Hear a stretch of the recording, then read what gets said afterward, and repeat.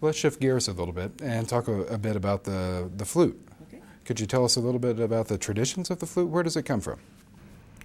Well, when I was doing my master's thesis on Native American flute, I was going back to the origin stories. So the origin stories I could trace them back further in the plains area, but lots around Great Lakes as well.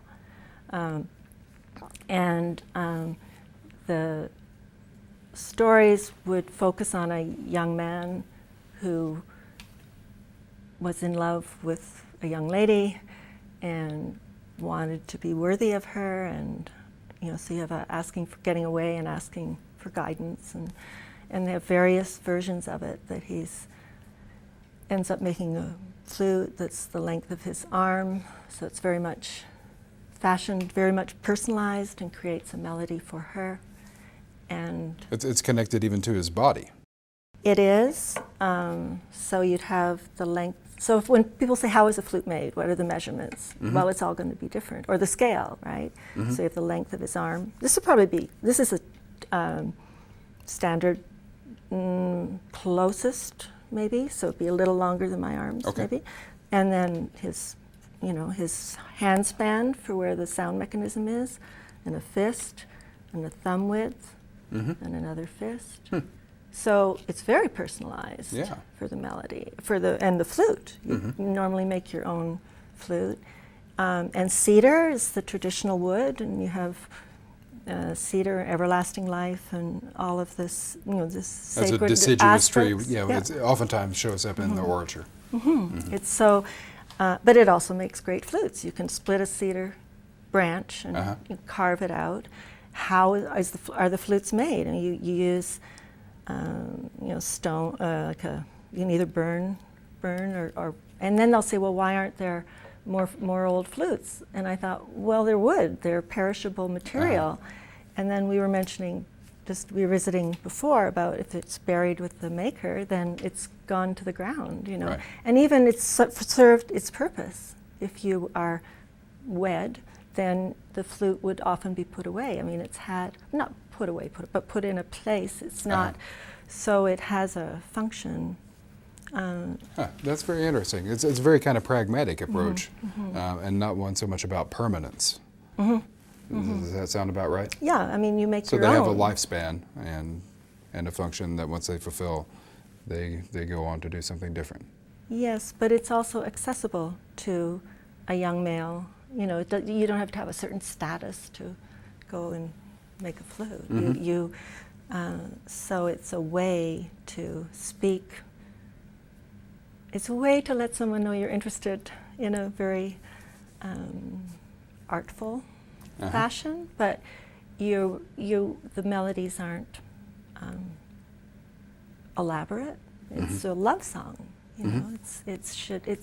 You're asking someone to spend their life with you. So it's your way of introducing yourself in a respectful way. I see. And then there's all these other stories, where she'll let you know whether she's interested or not. But it sounds like a lot of the origin stories really do not just revolve around, but continue on the idea of courtship in flute music. Very much so. Okay. Yeah. That would be the core, the similarity between them, and then there's a lot of different variations. I see. Very good. Well, talking about the material of the flute, we typically see the block. What are and I oftentimes see the block is a bird. What is the bird symbolizing in that? In some of the origin stories, there'll be a bird lighting on a cedar branch that the young man sees, or could be a woodpecker, and pecks holes in the branch, and then the wind blows the air through and creates a sound, melody. But also you can put a design here. It's not going to affect the sound, right? And it can sometimes symbolize that where the origin story came from. You could also, if you put a hole, you can have, like, if there's a duck head on the end, that's often Lakota, and their origin story will have ducks. The sound of following the. And also, maybe it can be the mother's voice. It's basic, or piper type of, you are drawn into this music. one of the things this book just came out was I put in a proposal for a conference on music, dance, and the art of seduction. And I thought, okay, I'll just put this in. You know, you do woo someone to spend their life with you. So amongst all these other chapters, there's this courtship flute. You know, it's a way that you woo someone that's accessible to everyone.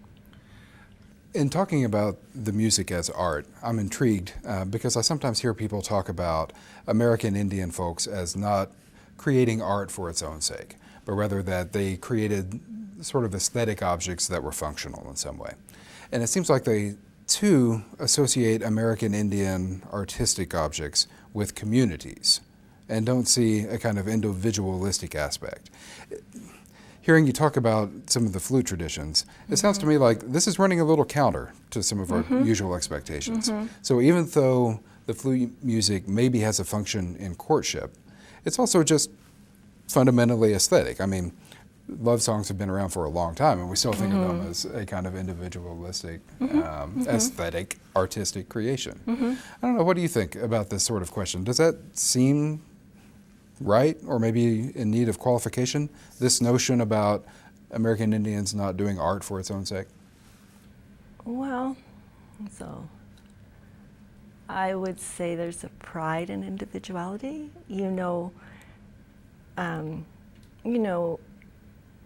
Like this one is bear, the bear claw. And Leroy Kelly is Bear Clan, so the clan is there, and the beadwork that is his wife's beadwork, and that's is award-winning, beadwork. So there's very much gorgeous. Yeah. There's very much a sense of pride there.